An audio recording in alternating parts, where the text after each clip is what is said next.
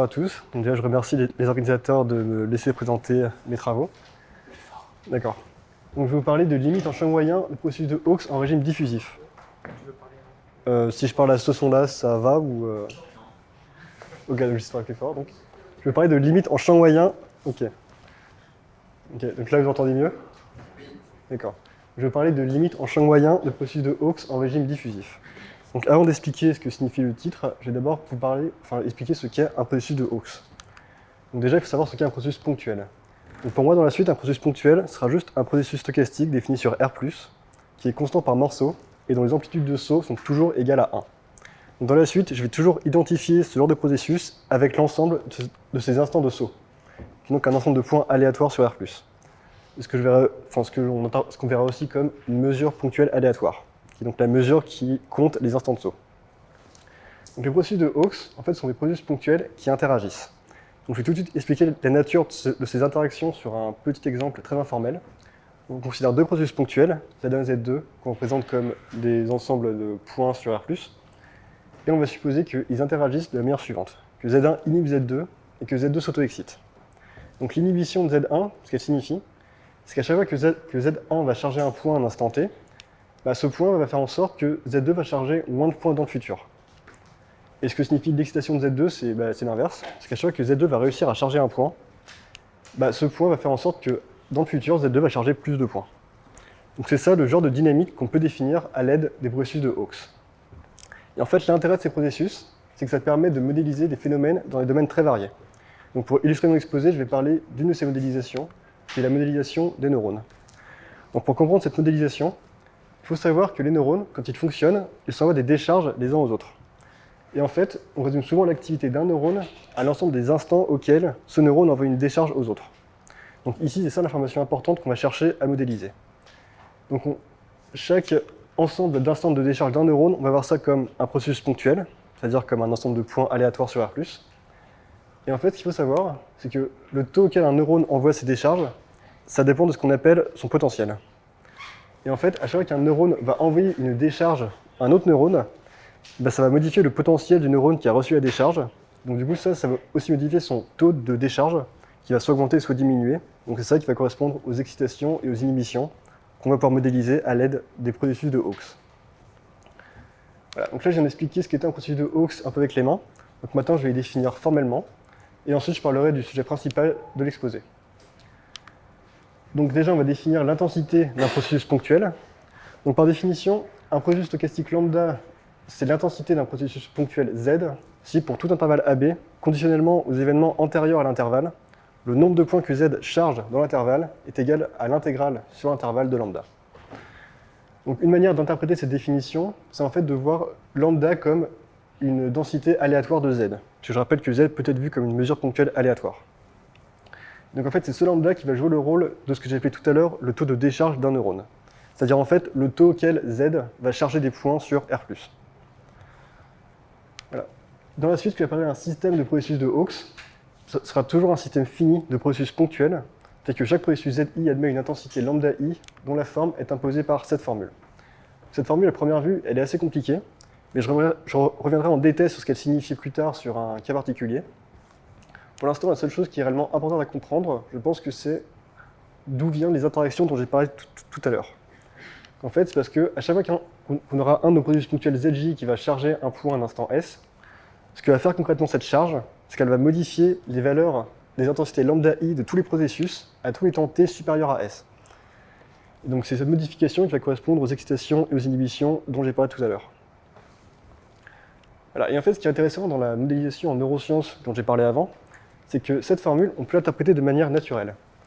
Donc le principe de la modélisation, ça consiste à dire que chaque processus ponctuel ZI compte les instants de décharge d'un neurone. Ce qui est dans la parenthèse, on va voir ça comme le potentiel du neurone I à l'instant t.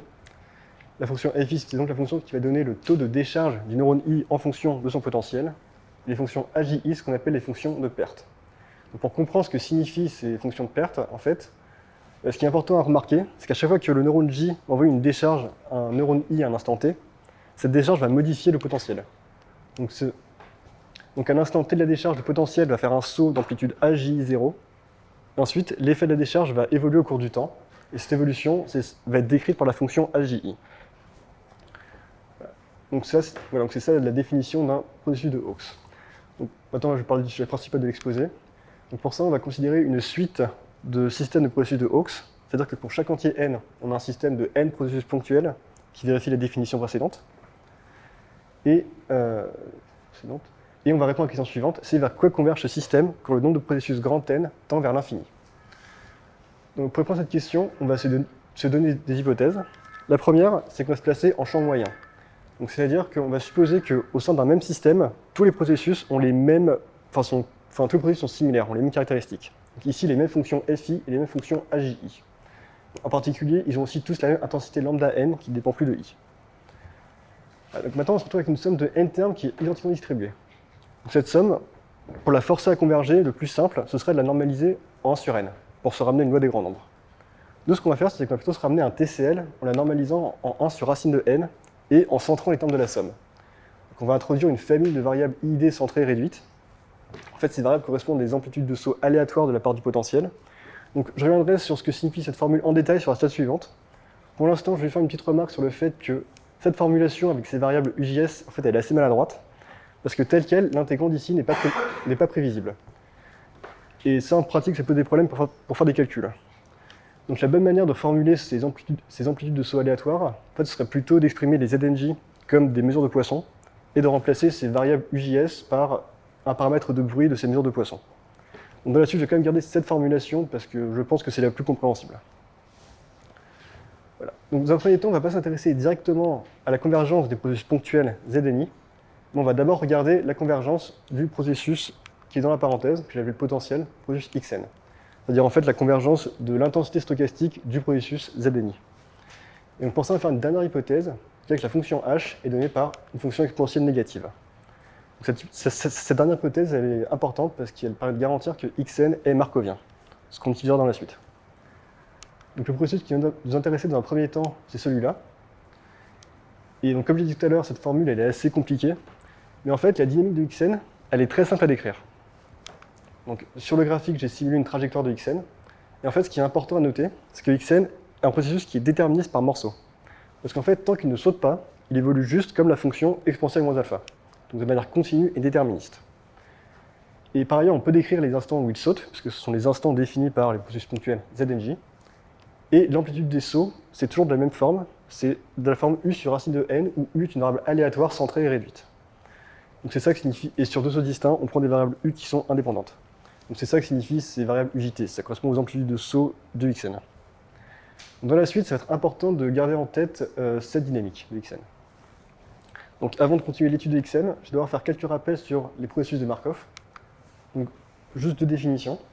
La première, c'est la définition du semi-groupe d'un processus X, qui est donc une famille d'opérateurs définie par cette formule.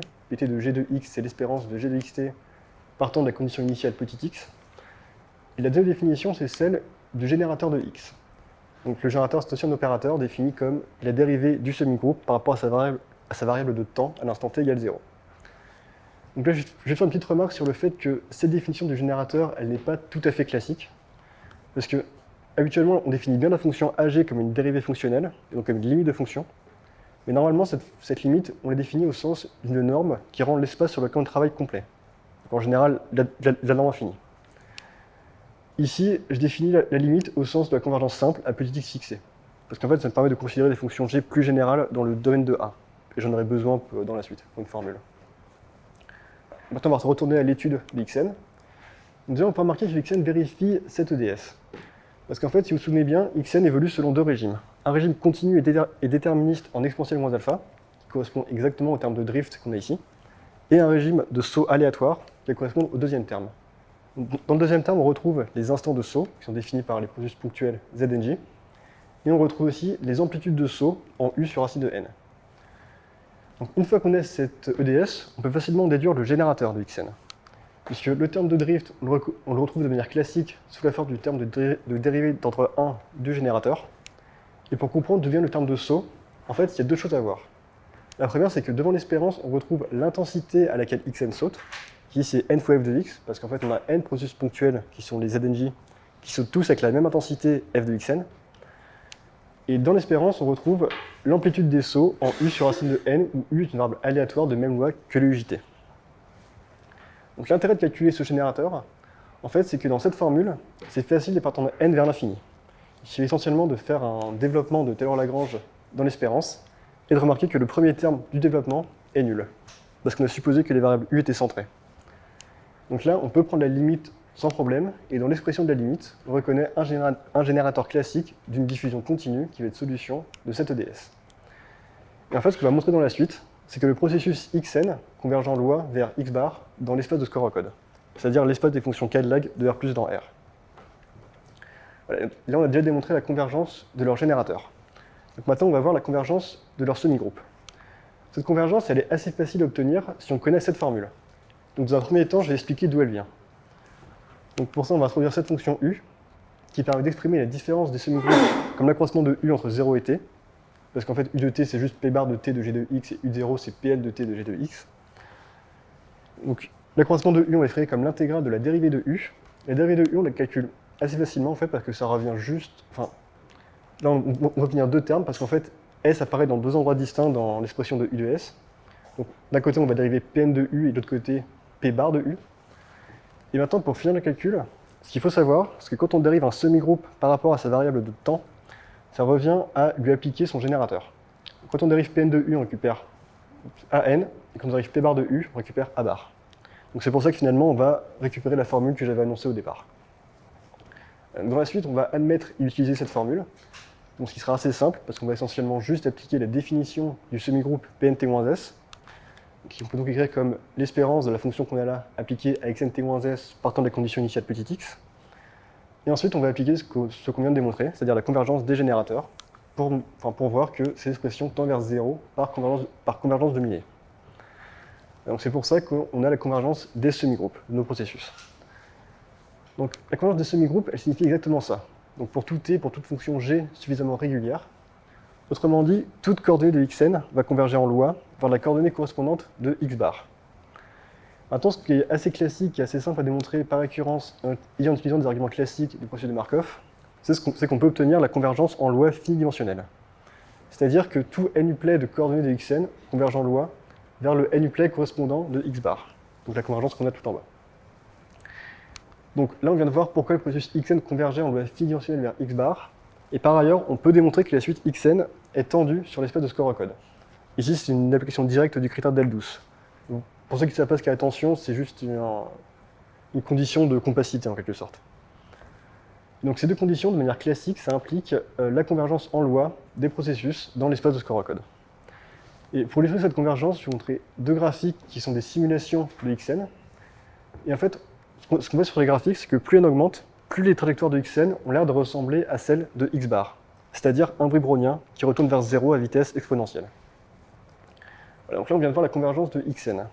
Maintenant, si vous vous souvenez bien du problème que j'avais énoncé au départ, c'était pas le xn qui m'intéressait, c'était la convergence des systèmes de processus de Hawkes, c'est-à-dire la convergence des processus ponctuels ZNI. Et là, on a juste démontré la convergence de leur intensité stochastique. Maintenant, on va voir comment déduire la convergence des processus ponctuels eux-mêmes. Donc pour ça, on va commencer par appliquer un lemme qui nous dit qu'on peut toujours écrire un processus ponctuel comme l'amincissement d'une mesure de Poisson par rapport à son intensité. Donc ici, pour ceux qui ne savent pas ce qu'est une mesure de Poisson, tout ce qu'il y a à savoir, c'est que pi n est une mesure ponctuelle aléatoire définie sur R+, croix R+. Donc la première question à laquelle il faut répondre, c'est vers quoi doit converger ZNI. Logiquement, il devrait converger vers un autre processus ponctuel qui s'écrit comme l'amincissement d'une mesure de Poisson par l'intensité f de x bar, puisqu'on vient de voir que x bar était la limite de xn.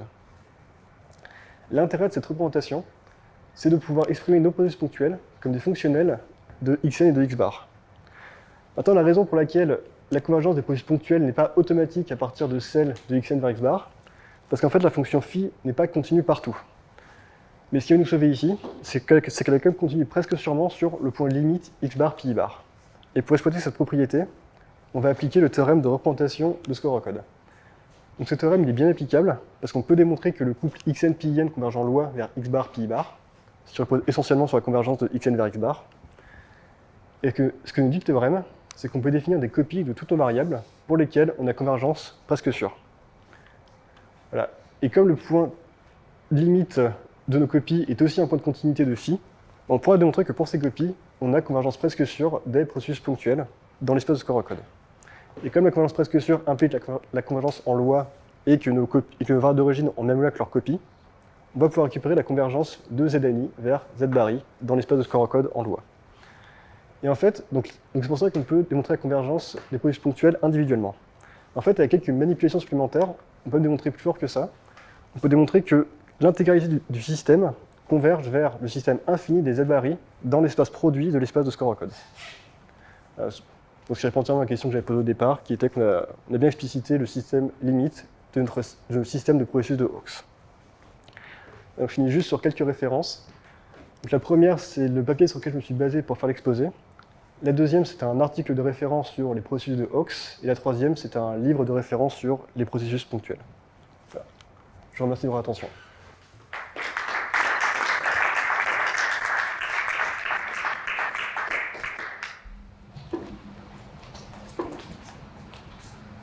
Merci Xavier.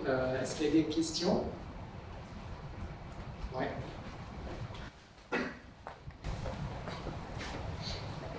Merci. Ouais, du coup, si j'ai bien compris, ta définition du générateur, un peu alternative, le but c'est de réussir à choper HSF pour avoir convergence en bas derrière. Qu'est-ce que tu récupères comme domaine en fait, et en quoi finalement c'est utile? De faire un générateur pour la convergence simple. C'est parce que habituellement, quand je définis pour un nombre infini, on peut seulement garantir que le domaine du générateur contient les fonctions à support compact. Ici, j'ai pas moyen de garantir. Ici, pour que cette formule soit vraie, avec la vraie preuve, j'ai besoin que P bar S de G ait une bonne propriété vis-à-vis des générateurs. Et en particulier qui appartiennent à leur domaine. Et sauf que P bar S de G, je vois pas de manière de garantir que c'est à support compact. Parce qu'en fait, c'est en semi-groupe, et donc il pourrait très bien revenir vers 0, même si on prend une équation initiale très loin, il pourrait quand même revenir dans le support de la fonction G. Du coup, typiquement, ces définitions, elles permettent de dire que le domaine contient les fonctions bornées. Enfin, c'est un borné ou c'est deux bornés, selon les dérivés. Donc c'est pour que cette formule soit vraie, en fait, qu'on est générateur étendu.